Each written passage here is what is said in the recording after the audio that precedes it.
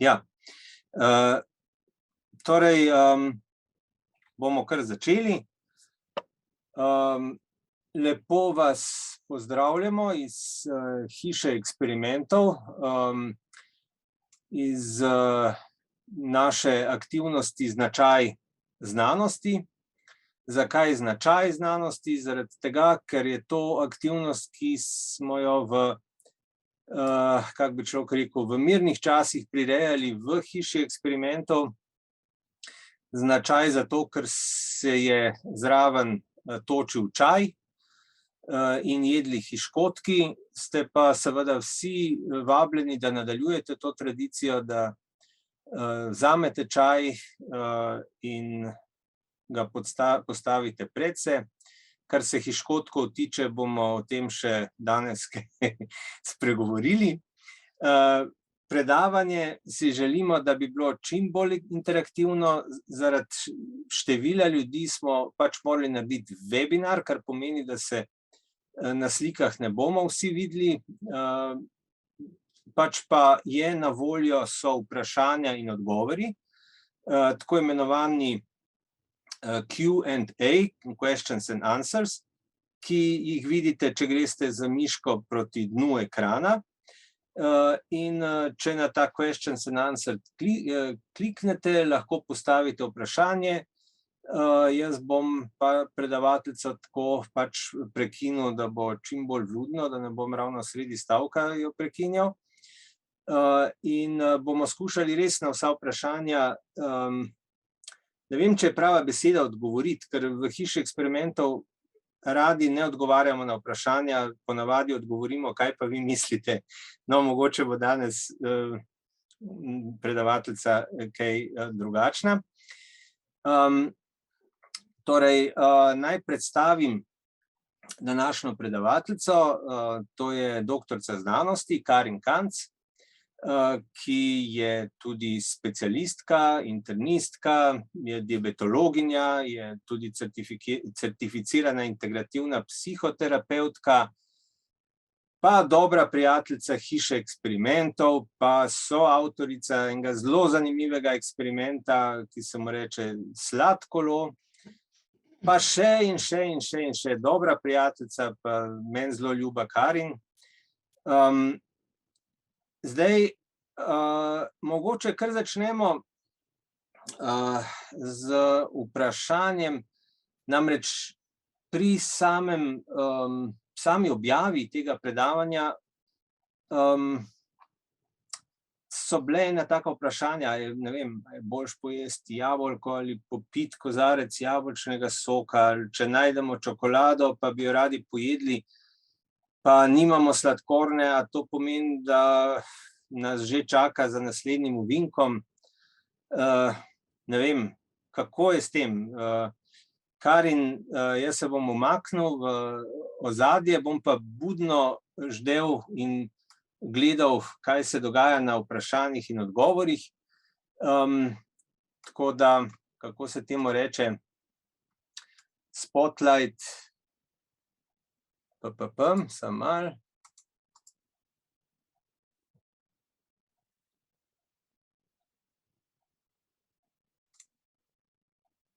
Ja, jaz upam, da je spotlight že na Karin, ali pa mogoče. Tebe sploh ni bilo na mojem ekranu. Sploh ni bilo? Ne. Čudovito, no, potem pa toliko bolje. Karin, stage is yours. Dober večer, hvala Miha najprej za tale lep uvod. Dober večer vsem skupaj, sem presenečena in vesela, da se vas je že toliko prijavilo na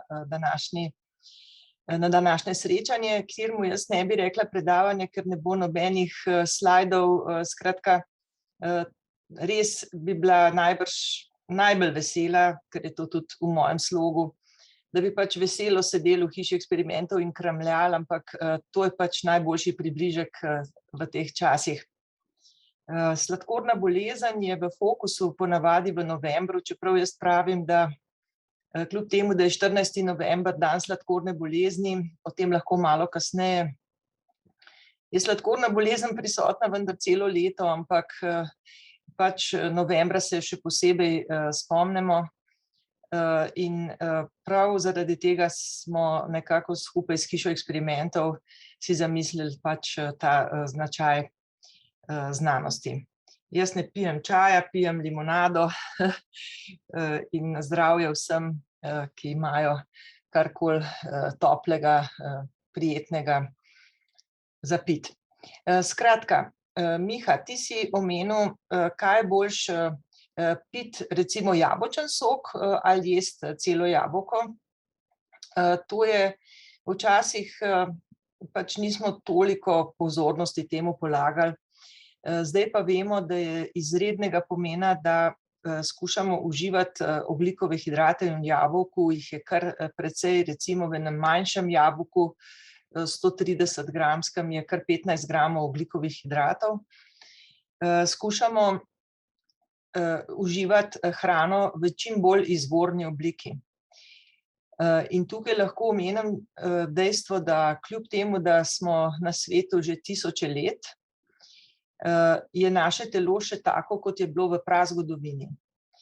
In naše telo je bilo navajeno na prvič ne zelo veliko hrane, morda so jedli na 2-3 dni, mogoče so bili cel teden na minimalni hrani, izredno so se morali vsi potruditi, da so prišli do hrane. Skratka, telo se je razvilo v izredno šparovno telo, to pomeni, da vsako kalorijo, ki jo kjerkoli dobiš, jo naše telo zelo natančno shrani za hude čase. In tudi niso imeli sokovnikov, to pomeni, da če je bilo kje kakšno jabolko, so ga pač pojedli v izvorni obliki. Z vsemi vlakninami vred. In z moderno industrijo smo pač prešli na to, da predelujemo hrano na vse mogoče načine, malo je tiste res izvorne hrane oziroma se moraš res za to potruditi. Tako da smo v nekem momentu, mislim, izgubili kompas. Pa bi nekdo rekel, pa saj je domač jabolčni sok, ja, v redu, za kdaj pa kdaj, ampak jabolčni sok vam izredno hitro dvigne sladkor v krvi in trebušna slinavka v eni paniki skuša hitro znižati ta sladkor v krvi, saj je trebušna slinavka tista, ki ima edina dragocene Langerhansove otočke, iz katerih se izloča inzulin. In inzulin je res edini hormon praktično v telesu, ki zna znižati krvni sladkor. Kako pa to naredi? Da vsako sladkorno molekulo, ki jo zaužijemo, pripelje do celic in poskrbi, da se razporedi po telesu. Torej, če inzulina ni dovolj, se enostavno sladkor kopiči v krvi, celice so lačne, pa ne morejo do tega sladkorja in sladkor nima druge možnosti, kot da se pač v takem primeru izloči z urinom iz telesa in iz tega so te tipični znaki sladkorne bolezni, ki jih lahko že zdaj omenim, da nekdo opazi, da gre izredno veliko na vodo, da je zelo žejen. Seveda sladkor se ne more v obliki sladkornih kock izločiti iz telesa, ampak v tekoči obliki s seboj potegne ogromno tekočin iz telesa, tako da je človek zelo žejen. In ker so te celice vedno bolj lačne pred njihovimi očmi, sladkor izginja iz telesa s pomočjo izločanja z urinom, ker ne more zaradi pomanjkanja inzulina v celice. Te celice hujšajo in nemalokrat so ljudje tudi ob tem shujšani. Skratka, mogoče sem na primeru soka preskočila prehitro na bistvo sladkorne bolezni, ampak sok izredno hitro dvigne krvni sladkor in zato trebušna slinavka vse svoje sile usmeri v to, da bi znižala krvni sladkor in se seveda pri tem nekako izčrpuje, še posebej, če je to pri nekom, ki že ima sladkorno bolezen, na primer tipa 2, Včasih smo rekli starostna, lahko se pojavi tudi pri mlajših ljudeh, ampak večinoma mogoče tam od 40 let pa naprej. Je ideal, da bi pravzaprav krvni sladkor se čim počasneje dvigoval v krvi. In to pa dosežemo s tem, da zaužijemo na primer jabolko v izvorni obliki, ki ima zraven še ogljikove hidrate, vlaknine. Morda zraven pozobljemo par oreščkov in je to veliko bolje, kot pa če bi spili sam čisti sok. Miha, sem odgovorila? Ja, hvala, Karin. Se pravi, če jaz prav razumem, je dobro, če se hrano čim dlje prebavlja. Čeprav nekoč so rekli, ne jesti gob, ker so tako slabo prebavljive, toliko časa ti ostanejo v želodcu. Zdaj pa rečemo ravno rekla si, dobro je, da čim dlje hrana se zadrži v želodcu. Kako je zdaj to? Moramo jabolčni sok pojesti skupaj z jurčki? No, to je kombinacija tudi možna, mogoče bi jo ti prenesel dobro. Skratka, želodček je tudi narejen na tak način, da če je razširjen, sporoča možganom, da je človek, da si recimo sit. Če gre hrana enostavno prehitro naprej, potem si nenehno lačen. Tudi iz tega vidika vedno rečemo, to je že v stari indijski filozofiji, kolikokrat moraš pravzaprav prežvečiti hrano, potem po teh principih modernih čuješčnosti, mindful eating. Ko se spet vračamo k temu, kako zelo pomembno je, da hrano uživamo, pa ne samo počasi, ampak z vsemi čuti.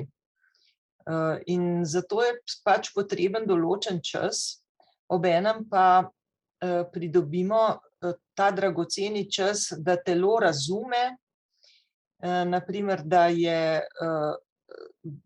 je dovolj hrane v naprimer želodcu in ni tega fenomena, ki se vam je sigurno že kdaj zgodil in meni se je že tudi, ko si volče lačen, na hitro poješ nekaj, potem pa po 10 minutah ali pa 20 občutiš eno strašno težo v želodcu, ker v tistem navalu lakote in hitrosti si nenadoma pojedel pač preveč. Ampak, da se vrnem k Mihatu, ja, hrana, ki dalj časa ostane v želodcu, je v toliko boljša, ker daje nekako občutek sitosti in zagotovo z polnozrnato hrano, z hrano, ki ima veliko vlaknin, ima telo veliko več dela in dalj časa se želodec s tem ukvarja, kot pa, ko popiješ recimo sok. Ja, v dolgih dnevih, ko smo planirali sladkolo, smo se tudi dosti pogovarjali o teh mehanizmih sladkorne bolezni oziroma inzulina. Takrat si zelo dobro predstavlja inzulin, da je to kot ene vrste vratar v celicah, ki, tako sem si jaz to pol predstavljal, nek vratar, ki odpira in zapira vrata za sladkor. Se pravi, če je inzulin prisoten, se bodo vrata odprla in celice bodo dobile sladkor. Zakaj rabijo sladkor? Verjetno za vso svojo energijo, delovanje, pač vse, kar se dogaja v našem organizmu. Tako, verjetno, ja. In zdaj, a je to tako, da trebušna slinavka nekako prisluškuje, kaj se v krvi dogaja. In to si takrat tudi tako lepo povedala, da slinavka pravzaprav ne meri količino sladkorja v krvi, ali pa tudi to, zlasti meri, kako hitro se veča sladkor. In ko vidi en blazen napredek, začne besno špricati inzulin po krvi.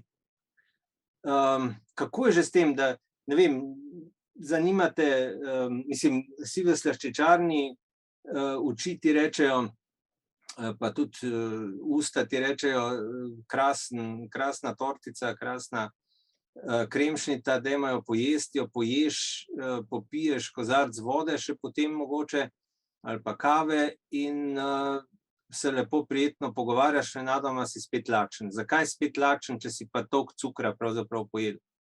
Ja, morda kremšnita niti ni čisto najboljši primer, ker je dovolj mastna, sicer odvisno, kakšna je, če ima čisto majhno plast smetane, potem morda ustreza temu modelu, ki si ga ti hotel ponazoriti. Namreč, če je to kakšna sladica, ki gre izredno hitro v kri, po možnosti si zraven pil še nek topel čaj, ker to je še za telo lažje potem absorbirati hrano, če je na neki taki telesni temperaturi, recimo. Gre sladkor enostavno zelo hitro v kri in to je ravno tisti gradient oziroma tisto hitro vsrkavanje sladkorja, ki mu enostavno trebušna slinavka, recimo, če je nekdo, ki ima sladkorno bolezen, enostavno tej hitrosti ni kos. Pa tudi sicer so ljudje bili presenečeni, naprimer, da so po zaužitju neke take sladkobe si tudi zmerili sladkor 9, 10 mogoče celo, ampak je pa potem zelo hitro padel.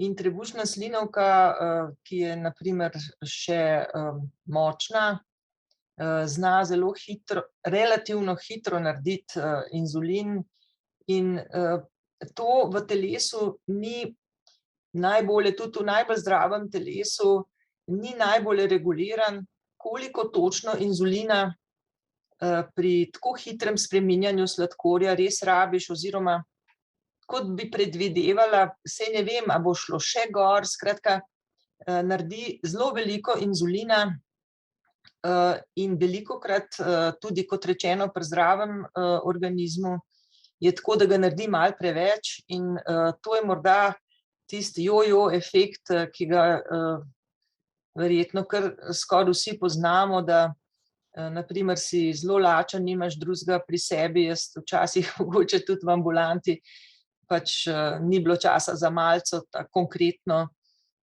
pač si pomagaš z nekimi sladkarijami, ki jih včasih prinesejo ljudje s sladkorno boleznijo, rečejo, jaz ne smem, pa dajte vi, pa se jaz vedno pošalim, a želite, da bi tudi jaz imela sladkorno? No, ampak sej to je dobronamerno. Skratka, da poješ nekaj sladkega na zelo prazen želodec, popiješ zraven po možnosti še eno vročo kavo in to je skoraj recept za to, da boš neskončno spet lačen kmalu, zaradi tega, ker je bila trebušna slinavka preveč pridna in je preveč sladkorja porazporedila iz krvi do celic in enostavno rabi spet sladkor, ker je morda šel pod 4 milimole na liter, zaradi tega močnega vzvoda, hitre rasti, zelo koncentrirane sladkobe. Če bi bilo tukaj, če bi bila recimo to kremšnita oziroma kremna rezina, ki bi imela relativno malo ali pa vsaj 1:1 tega pudinga pa smetane, pa morda, če ne bi bilo na tisti zgornji plasti iz testa, če ne bi bil sladkor, bi se znalo zgoditi, da niti ne bi tako zelo, zelo hitro porasel ta sladkor, ker maščobe ustavljajo vsrkavanje ogljikovih hidratov. Tako da je zelo odvisno in zato je tudi tako težko ljudem, ki morajo na to še posebej paziti, kjerkoli recimo gredo v kakšne lokale, če ne kuhaš doma sam. Zelo težko oceniti, koliko pravzaprav inzulina za neko hrano si morajo vbrizgati. In tukaj enostavno apeliram na vse domače, da jih pač podpirajo in da to ni zdaj nekdo pač izguba ali pa nekdo, ki nima pojma. Skratka, stvari so zelo spremenljive. Kot rečeno, v lokalih ne veš, kakšna hrana je. Seveda je odvisno od tega, a si predtem šel na kakšen sprehod, a imaš kakšen hud stres. Skratka, vse to vpliva na to, kaj se bo v določeni hrani zgodilo. Včasih celo brez hrane, no. Ampak o tem mogoče kaj kasneje. Ja, imamo vprašanje. Petra je postavila vprašanje, a to, kar velja za jabolčni sok, glede hitrega dviga sladkorja v krvi, velja tudi za zelenjavne sokove. Se pravi, a je boljš jabolčni sok ali korenčkov? Ja. Vsekakor to velja za sadne sokove. Zelenjavni sokovi so tukaj, bi rekla, jih lahko uživate tudi. Jaz sem mnenja, da korenčkov sok ravno tako pride v poštev, čeprav je sam po sebi relativno sladek. Človek bi rekel, da je korenček nekje med jabolkom pa zeleno. Ampak če imate navado, da si morda delate te smutije ali pa tako, če so samo zelenjavni, je situacija zagotovo veliko boljša, kot pa če bi bilo zraven sadje.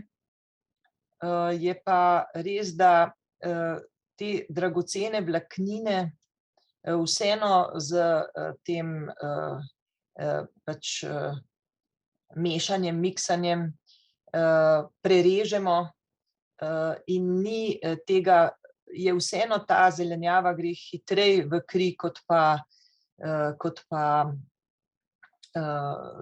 na primer, če bi jo pojedli, pogrizli sami.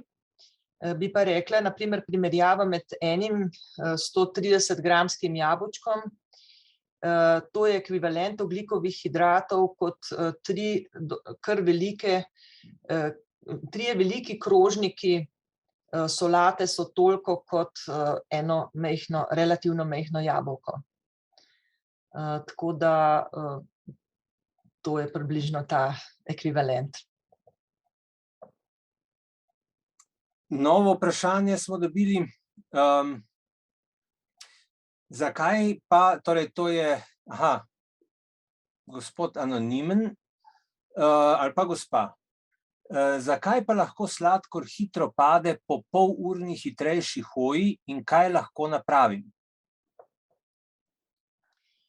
Zdaj, to je zelo različno od tega, na primer, če ste gospa oziroma gospod popolnoma zdravi, recimo, da nimate sladkorne bolezni, se zelo velikokrat dogodi, da na primer, preden greste na ta pohod, morda nekaj pojeste. In tukaj so tudi noter ogljikovi hidrati lahko, na primer nek muzli, mleko, po možnosti toplo mleko, in potem greste še na sprehod. Tukaj je ta fenomen, da je trebušna slinavka se zaradi vsrkavanja sladkobe iz obroka, ki ste ga užili prej, zelo zagnala, ker je sladkor precej porasel. Potem pa imate gibanje, ki temu sledi. Skratka, smo v tej fazi, da trebušna slinavka že veliko inzulina naredila, da bi znižala ta sladkor. Potem imate pa še faktor lačnih mišic, ki so pri enem zelo intenzivnem pohodu kar hitro lačne. In tudi te znajo pravzaprav na en način same posrkati ta sladkor iz krvi in polniti svoje rezerve. Tako da imate nenadoma en velik porabnik energije, pa še trebušna slinavka je bila prej na nek način sprovocirana, da je naredila zelo veliko inzulina, ker je hotela na hitro pospraviti recimo tisti sladek obrok prej. V takem primeru, če je v takem primeru nastopil ta nižji sladkor, bi svetovala, da enostavno greste na pohod tešči, da samo nekaj spijete, to se vam potem sigurno ne bo nič kaj podobnega zgodilo, ker ni te dodatne provokacije s sladkim obrokom, ali pa da je jutranji obrok boren, kar se ogljikovih hidratov tiče, in imate recimo neko jajčno omleto za neko zelenjavo, mogoče imate en mini košček kruha, ampak ne prevladujejo ogljikovi hidrati. V takem primeru se vam to načeloma ne bi zgodilo. Če pa slučajno imate sladkorno bolezen, pa že jemljete zdravila ali pa na primer inzulin, potem je pa potrebno pri pokrivanju tega obroka vzeti v zakup, da boste šli potem še na sprehod, in če recimo za nek tak obrok potrebujete sicer 6 enot inzulina, vzamete samo 3 enote inzulina, ostalo bodo pa naredile mišice.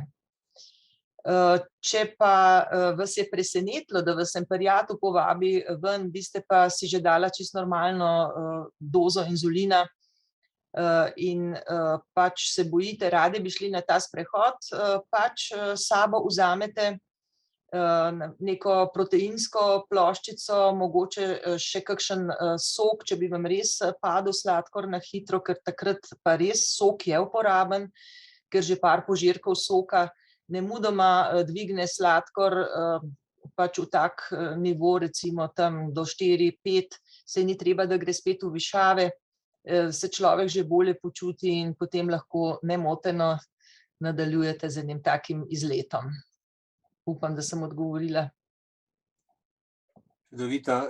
Eno vprašanje, ki se pa morda komu porodilo, govorimo o sladkorni tipa 1, tipa 2, kaj je tu, kaj je razlika med tipom 1, kaj je tip 2, in nekaj, kar mene zanima tudi, a imaš lahko oba tipa hkrati? Ja, to pa če fizik sprašuje. Da bi imel oba tipa hkrati, to se zgodi samo takrat, kadar, jaz bi temu rekla, medicinska stroka mogoče malo zataji, pa nekoga, ki je na primer star 60 let, pa dobi sladkorno bolezen, zmotno, zaradi starosti, opredelimo, da ima na primer sladkorno bolezen tipa 2. Zaradi tega, ker vemo, da pri sladkorni bolezni tipa 2 je premalo inzulina, relativno premalo inzulina, vendar je še vedno prisoten in se ga da tudi s pomočjo zdravil, torej tablet, trebušno slinavko spodbujati, da dela malo več inzulina, ali pa z nekimi drugimi tabletami se da vplivati na tkiva, da ta veliko bolj voljno in z veseljem sprejemajo ta sladkor vase, da se tudi potem kot rezultat krvni sladkor v krvi zniža. Skratka, je bilo kar veliko takih primerov in s tem se zdaj še posebej ukvarjamo. Tudi v moji ordinaciji sem zelo pozorna na take primere, da včasih v kliničnem delu je težko ločiti med enim in drugim tipom. Pri tipu 1 sladkorne bolezni si klasično mislimo, da so to vedno otroci, ampak sladkorno bolezen tipa 1 lahko dobiš v kjerikoli starostni skupini in starost nikakor ne sme biti neko merilo, čeprav pri otrocih ponavadi je tip 1, razen pri otrocih, ki so, na primer, imajo prekomerno telesno težo, bi lahko kdaj šlo tudi za tip 2 sladkorne bolezni. Tako da bi naenkrat oba tipa obstajala, bi rekla, da ne. Bolj, če se v kliničnem poteku nekako na začetku lovimo, kje smo, in jaz mislim, da je takrat zelo pomembno, da tudi človeku odkrito povemo, da zaenkrat še ne vemo točno, kateri tip sladkorne bolezni je pa seveda od tega zelo odvisno nadaljnje zdravljenje in pristop k sladkorni bolezni, zaradi tega, ker pri tipu 1 sladkorne bolezni enostavno je potreben inzulin, Medtem ko pri tipu 2 sladkorne bolezni lahko zbiramo, kot rečeno, tudi med tabletami raznih tipov. Seveda lahko tudi človek v neki fazi dobi inzulin, imamo še druge hormone, s katerimi zdravimo. Skratka, to je kar široka paleta in morda bi tukaj omenila, da če nekdo zboli zaradi sladkorne bolezni tipa 1, če se lahko tako izrazim, je zdaj najboljši čas, če se to zgodi, ker pred 50 leti je to pomenilo, da je bil nekdo izredno omejen pri tem, kaj sploh lahko počne. Stigma je bila veliko večja, kot je recimo zdaj.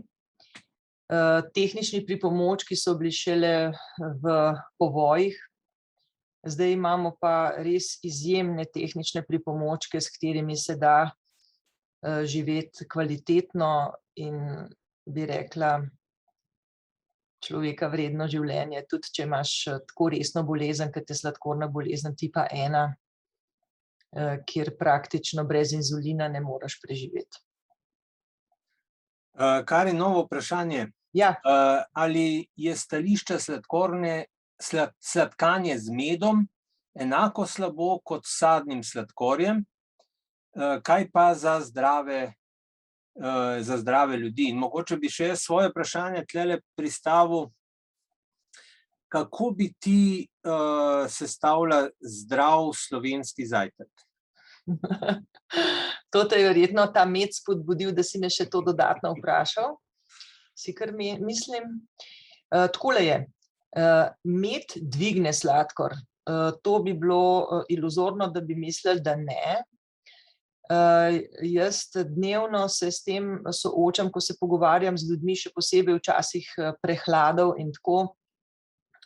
In Slovenci smo izredno navdušeni nad medom. Pač ni boljšega pri prehladu kot med v toplem čaju. Imam ljudi, ki prisegajo pač na to, da nič drugega ne pomaga tako kot to. Med zelo dvigne sladkor, vendar ima v sebi še določene dragocene snovi in je vtoliko recimo na en način boljši kot sladkor, vendar v zelo omejenih količinah, tudi za zdrave. Sem pa bila pravzaprav ganjena, ko sem prebrala, kako pravzaprav ena čebela delavka v svojem celotnem življenju naredi za eno tako majčkeno pikco medu, tako da kadar si privoščim med, ga pač dam ne ravno v čaj, ampak recimo ga vmešam v kakšno skuto z jogurtom, s kakšnimi oreščki, ampak tudi tisto žlico zelo, zelo natančno poližem, ker s spoštovanjem rečem hvala, čebela, tudi za vsak mali atom medu. Ampak kot rečeno, ljudem s sladkorno boleznijo pa jaz vedno svetujem, merite sladkor pred zaužitjem medu in po zaužitju medu. Ali pa recimo, če ste neko sladico, ki ste jo doma pripravljali, naredili enkrat z medom, enkrat pa morda s kokosovim sladkorjem, ki ima malenkost nižji glikemični indeks, kar pomeni, da gre malenkost manj hitro v kri, kot navadna saharoza, navaden sladkor, kot ga imamo beli. Pa tudi kokosov sladkor daje v manjši količini večji občutek sladkobe, vsaj recimo meni. Ljudem s sladkorno boleznijo pa vsekakor svetujem, merite prej in pol in si naredite zase nek skoraj katalog hrane, hrana, ki vam pomaga, ki vas varuje, hrana, ki vam škoduje. Skratka, to je kar veliko dela, ampak se izplača. Zdaj pa, da se vrnem k slovenskemu zajtrku. Slovenci smo seveda zelo ponosni na naš med in pač kot rečeno, jaz ga tudi obožujem, vendar si ga pač privoščim mogoče tako enkrat na teden. In takrat seveda vedno zelo pazim in to bi tudi svetovala pri slovenskem zajtrku, da je zagotovo na kruhu še plast masla ali pa kakšne skute, kakšnega sirčka in potem čez pač med, ne v nekih enormnih pač količinah. Zakaj zdaj vmes ta plast, o kateri pri promotorjih slovenskega zajtrka ne govorijo kaj veliko?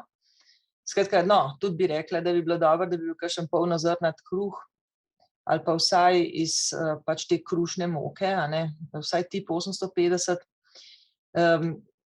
Maslo, maščoba, sirček, ta bo naredil spet to, da bo šel tako kruh kot tudi med bolj počasi v kri, zaradi tega, ker so tukaj zraven maščobe in nekaj beljakovin.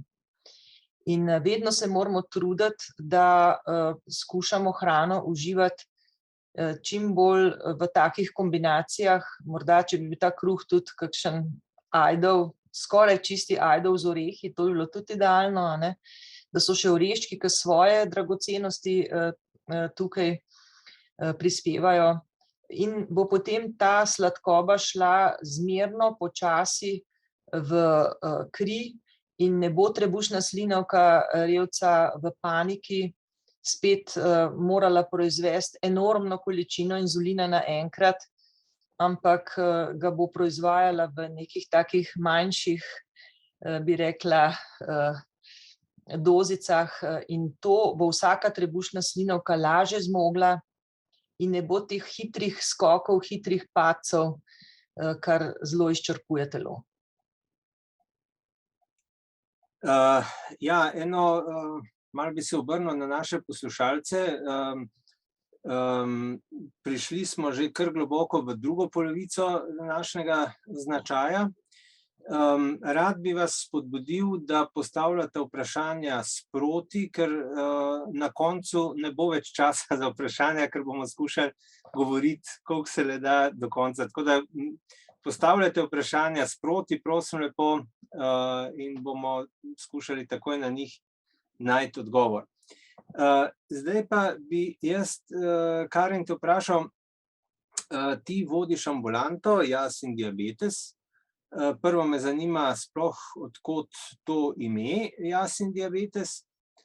To je ambulanta s koncesijo, privatna, tvoja, in moj drugi del vprašanja je pa pravzaprav to, toliko se v javnosti govori o tem, da ko hočejo priti ljudje na pregled preko koncesije, so ogromne čakalne vrste.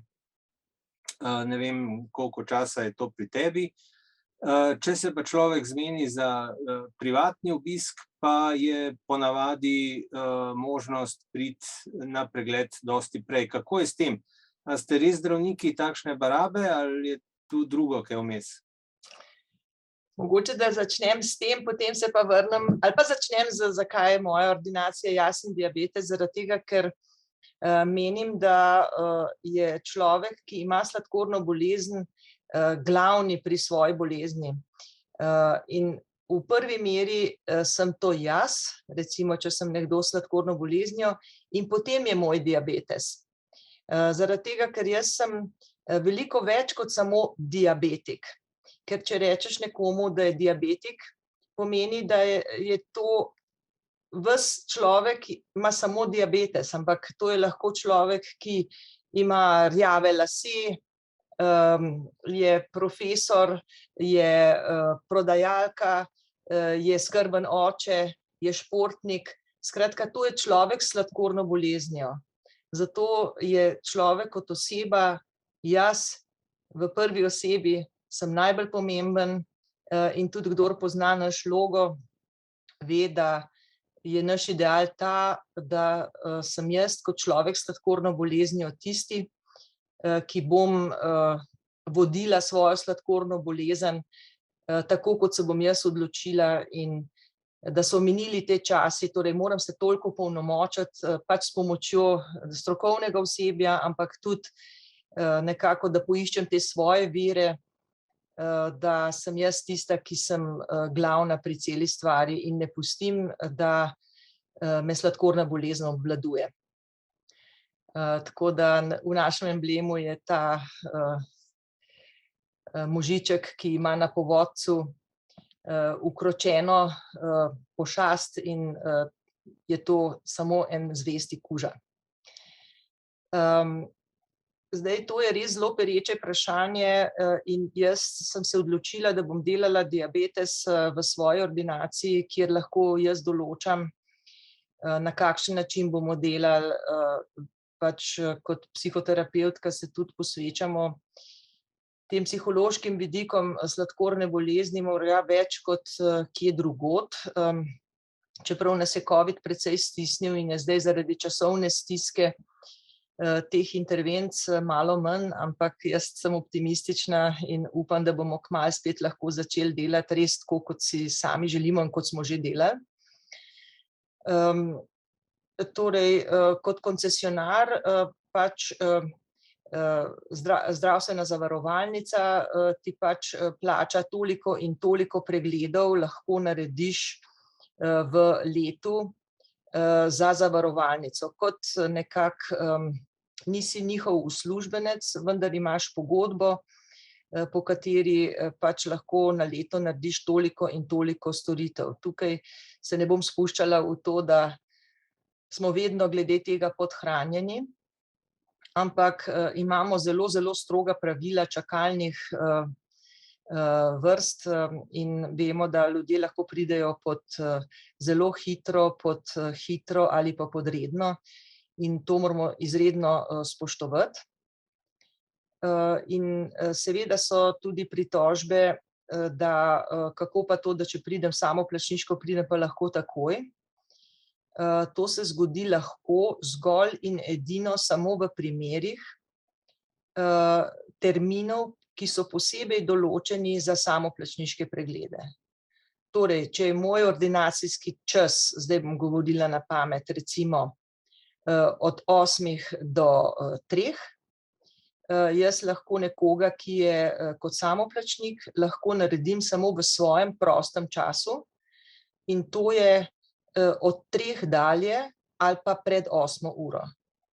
In zaradi tega je odvisno od tega, koliko imam svoje energije, časa, ki ga namenim lahko tudi ljudem, ki bi na tak način radi prišli na pregled, ampak to je izven mojega delovnega časa, ki je bil v pogodbi določen za zavarovalnico.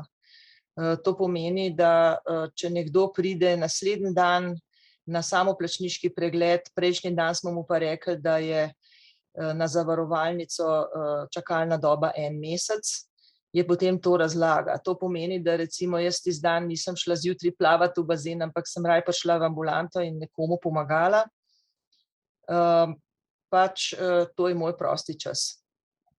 Ne vem, če sem odgovorila. Seveda. Ja. Ampak mislim, imamo pa že eno vprašanje tudi vmes.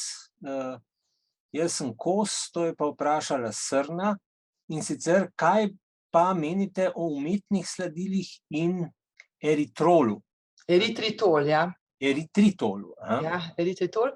Eritritol moram reči, da je eno boljših sladil in ga lahko priporočam. Seveda sladila vedno v neki omejeni količini, ampak to je eno boljših sladil, ki jih trenutno imamo. Tako recimo relativno naravno je tudi stevia, ker pravzaprav lahko rastlino stevijo tudi sam vzgojiš in posušiš listke, jih zmelješ v mlinčku in imaš lahko tudi to sladilo. Res je, da nekateri zelo, na primer ta sladila, če pečeš kakšno zadevo, spremenijo okus tej sladici s temperaturo, ampak ja, eritritol v enih omejenih količinah, ker vsa ta sladila imajo lahko na ljudi take učinke, da imajo na primer tako, kot da so malo odvajala. V nekih omejenih količinah, ja, in ja. Ja, Jaz bi te rad še to vprašal, ne? Ti si tudi poleg klasične zdravnice si, kot si rekla, psihoterapevtka.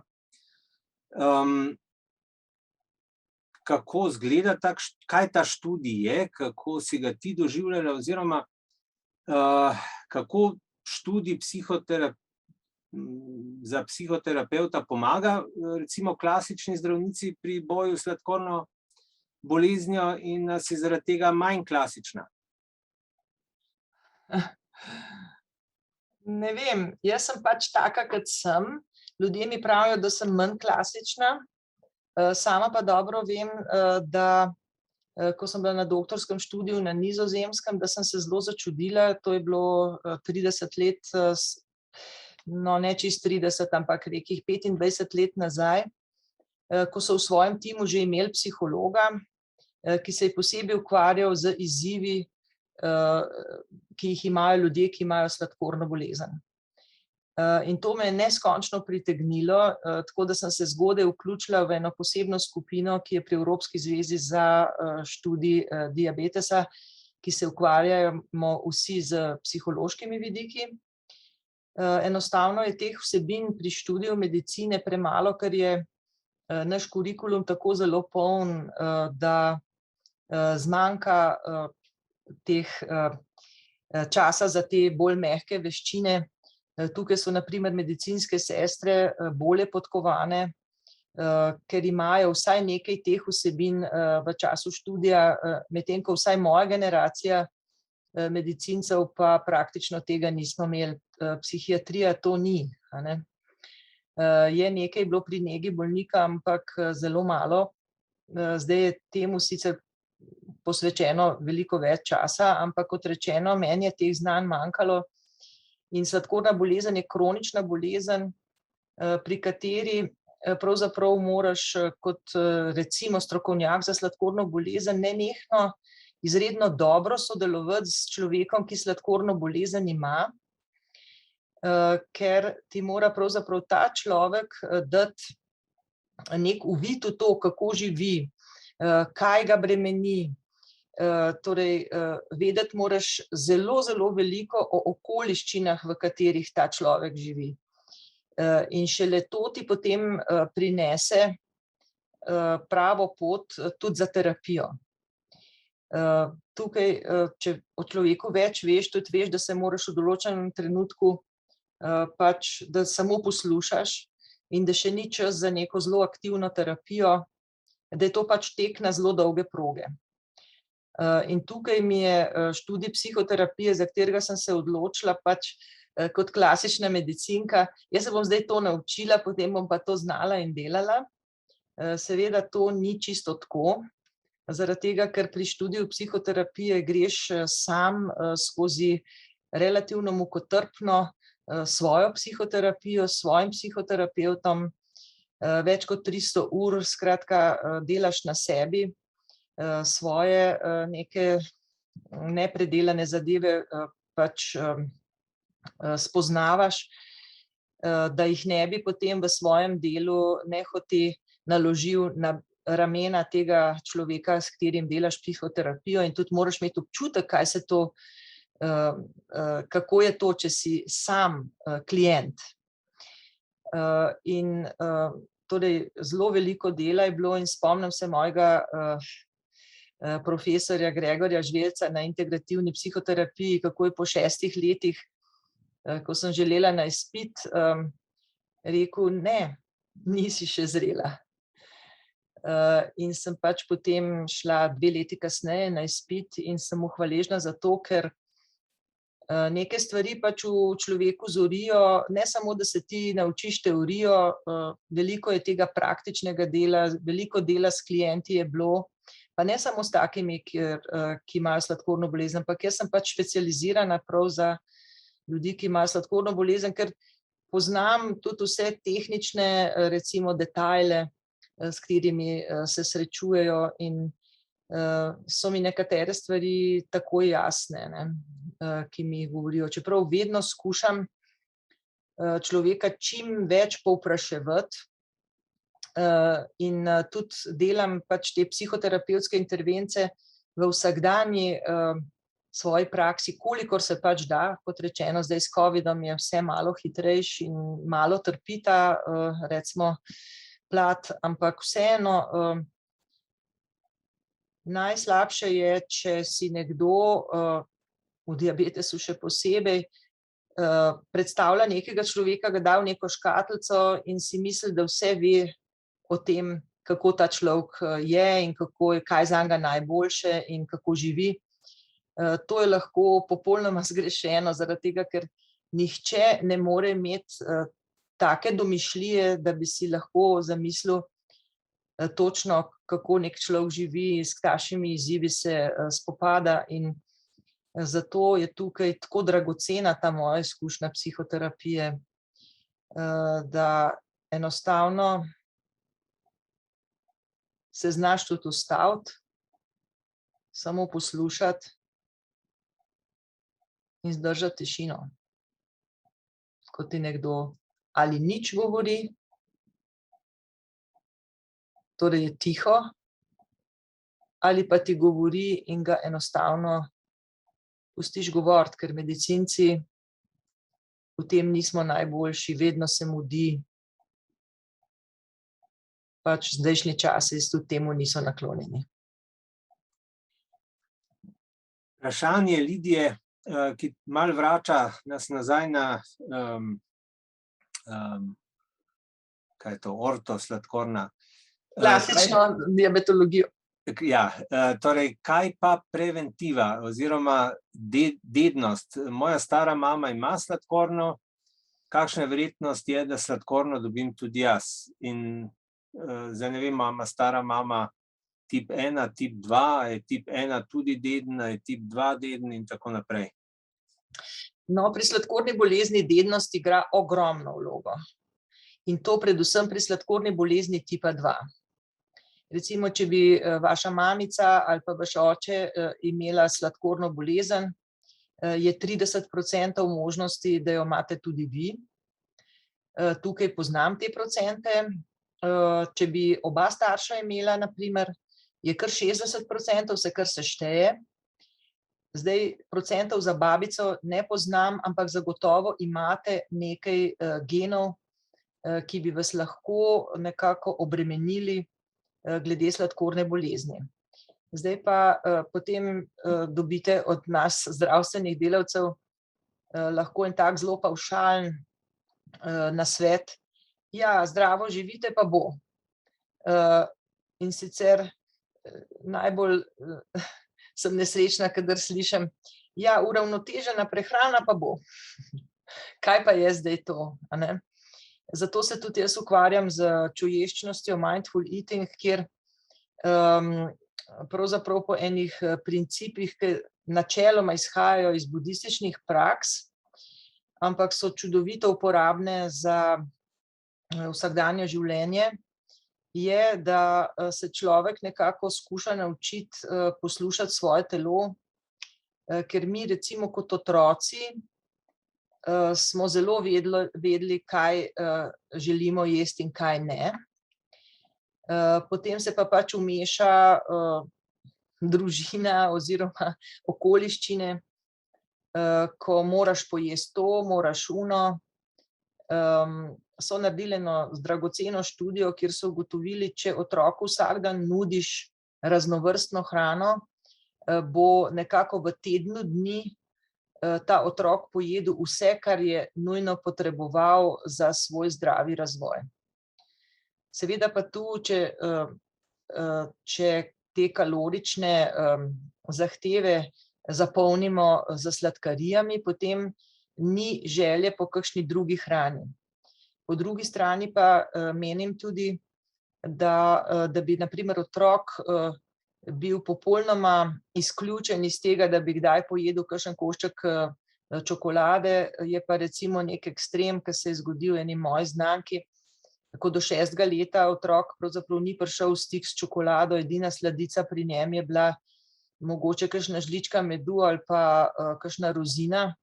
In potem, ko je nenadoma odkril čokolado, pa pač niso je tako enormne količine čokolade pojedel, da jaz mislim, da ves tisti trud prej je bil za manj. Skratka, pa smo spet pri tem, da rečemo vsega pomalo, ampak če ne jemo prehitro, nam bo tudi telo povedalo, kdaj smo pojedli dovolj. Pač, če imamo doma za kompostiranje hrane, tudi ni nič narobe, če kdaj vržemo kaj stran, ampak kot odrasli večinoma nekako skušamo oceniti, koliko bi bilo tistega, da bi mi v nekem momentu pojedli in si raje dvakrat vzamemo. Skratka, skušamo, če je le mogoče, telo skozi spraševati, a sem že sit, a bi še jedel. Vedno pa kombinirati veliko zelenjave, tukaj ne morete zgrešiti. Tudi pri zajtrku, recimo naši izraelski prijatelji zajtrkujejo na primer paradižnikovo in paprikino solato za zajtrk že. Torej, skratka, tudi vem, da narodi, kot so Bolgari, na primer, tudi nekateri Makedonci tako jejo. Skratka, če vključujete zelenjavo povsod, ne morete zgrešiti in jaz vedno pravim, zelenjava ima toliko dragocenih vlaknin, da če zaužijete zelenjavo, na primer kot prvi del obroka, mislim, da imajo Italijani, tudi morda Francozi tak običaj, je to čudovito zaradi tega, ker se vam bo želodček do neke mere napolnil, ne bo te volčje lakote, obenem ste ogromno vlaknin zaužili in vse, kar bo kasneje padlo v želodček, tudi če bo pire, se bo pač ta lahko prebavljivi pire zapletel v recimo to zelenjavo in bo spet glikemični indeks s tem nižji in bo spet za trebušno slinavko manj hektičnega dela na hitro narediti pač veliko inzulina, kot pa če bi kot prvo spili na primer pomarančni sok, na primer za zajtrk ali pa pri kosilu. Gibanje je pa tisto, za katerega smo bili mi pravzaprav narejeni, ker kot rečeno v pradavnini, ko je naše telo nastalo, ki je še vedno enako, smo pač morali izredno veliko se gibati, da smo sploh prišli do hrane. In če uspete ohranjati nekaj tega, torej v naši družini je sigurno naš pes najboljši trener, ker pač moraš iti ob vsakem vremenu ven in prvo minuto mogoče ti je odveč, potem je pa to jasno čudovito. In če se vsak dan gibate, mi rečemo 10.000 korakov, ampak za nekoga je 10.000 korakov kot maraton, pa je 1000 korakov dovolj, skratka vsakemu to, kar zmore, ampak dokler ste v gibanju, bo tudi metabolizem pravi oziroma bolj pravi. Imamo kar 2 vprašanji zdaj, pa bomo jih skušali kratko in jedrnato odgovoriti. Ja, bom hitra. Torej, eno bom jaz uvod naredil, ti si dobra prijateljica Hiše eksperimentov in tudi zelo dober zdravnik, mi te kar radi kličemo doktorica House. Vprašanje je... Zato, ker je za hišo, ne? Ja, seveda, ja. Je tudi tako vprašanje, kot se meni zdi, osebe s Prader-Willi sindromom imajo predispozicijo za sladkorno.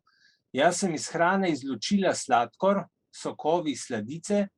Je to dovolj, da ne dobi sladkorno?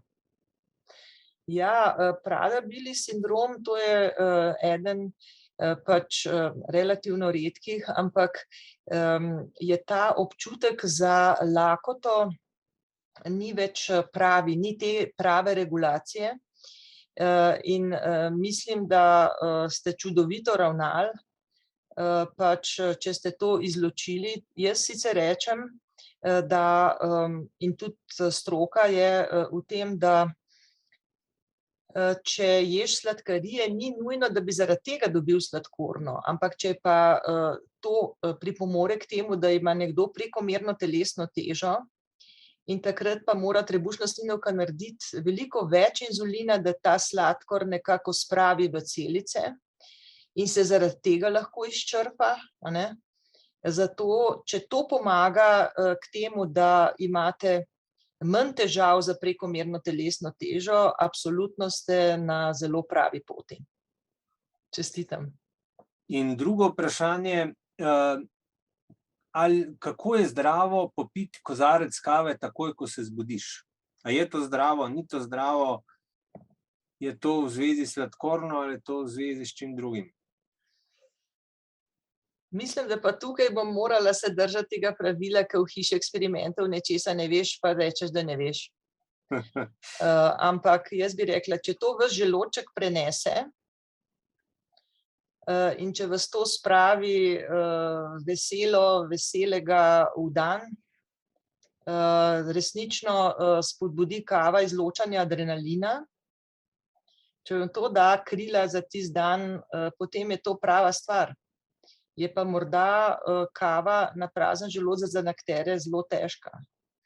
Tako da tukaj bi morala reči, da preizkusite, eksperimentirajte in poglejte, kaj vam je najboljše. Sem drugače neskončno rada pijem kavo, ampak pač se jo tudi v nekaterih momentih moraš malo s pametjo jo uživati, no. Ja, bližamo se koncu današnjega srečanja. Bom pač izkoristil priložnost, ker vodim ta pogovor, da postavim še zadnje vprašanje, ki morda je zelo aktualno zdaj v tem času, v katerem živimo. Torej, vprašal bi te, a verjameš v sladkorno bolezen ali je to samo privid izmišljotina farmacevtskih korporacij? Skoraj dobim solze v oči, zaradi tega, ker je to tako zelo resna bolezen in tako zelo res obstaja in tako ni lahko z njo živeti. Če je nekdo, ki ne verjame nekomu, ki jo ima, da se včasih težko prebija iz dneva v dan. Seveda so tudi čudoviti trenutki, ampak za take, ki so nejeverni, bi rekla, imej jo za en dan, pa jo boš imel vrh glave. Kaj pa nekdo, ki od nje nima počitka in jo ima 365 dni v letu? A bi to isto rekla tudi za COVID? Seveda. Tako grde in tako žalostne zgodbe sem že videla. Tudi imam nekaj bolnikov svojih, ki jih ni več. Ja, jaz bi se res rad zahvalil, Karin, jaz imam tudi solze v očeh, za tako prijeten čas, ki si ga preživela z nami.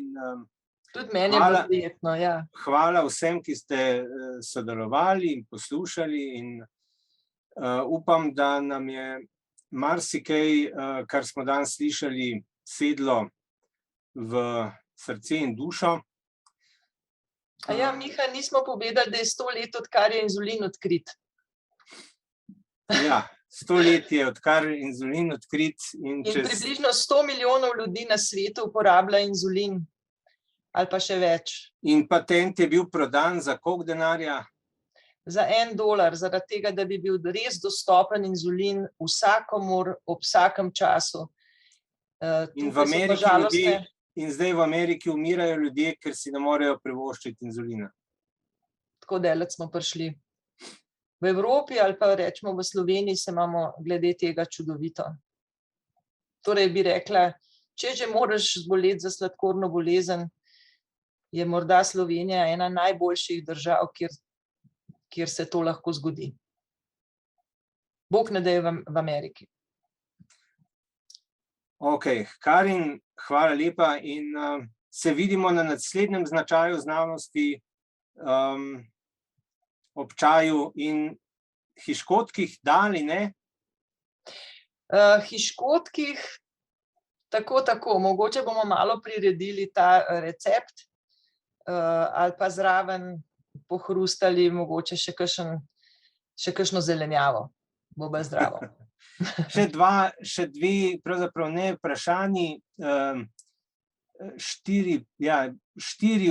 štiri trditve. Hvala, krasno je bilo. Najlepša hvala in najlepša hvala za čudovit pogovor, predvsem zaključek. Hvala, srečno. Srečno.